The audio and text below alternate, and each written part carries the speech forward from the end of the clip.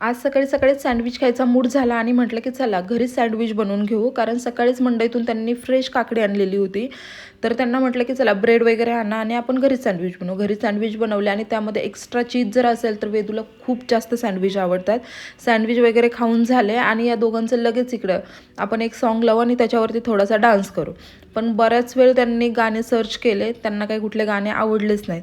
त्यानंतर त्यांनी हे कमली सॉन्ग लावलं आणि त्यावरती थोडंसं डान्स करायचं ट्राय चाललं होतं त्यांचं.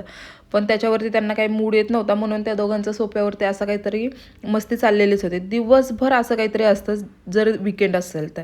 त्यानंतर दुपारी बाहेर मस्त पाऊस चाललेला होता आणि मॅगी खायची इच्छा झाली. त्यामध्ये पण आम्ही चीज घातलं आणि मॅगी एन्जॉय केली. त्यानंतर म्हटलं की चला आता मेहंदी काढून घेऊ, कारण उद्या वटपौर्णिमा होती म्हणून मेहंदी काढायला घेतली. आता मला तर काही मेहंदी काढता येत नाही. आमच्या शेजारची दीदी आहे, तिला बोलवलं आणि मेहंदी तिच्याकडून काढून घेतली. आता सोबतच वेदूचा इकडं स्टडी पण चाललेला होता, पण तिचं स्टडीमध्ये तर काही लक्ष नव्हतं. दीदी मला पण रात्री मेहंदी काढून द्या, तिचं असं काहीसं तिच्याशी बोलणंच चालू होतं.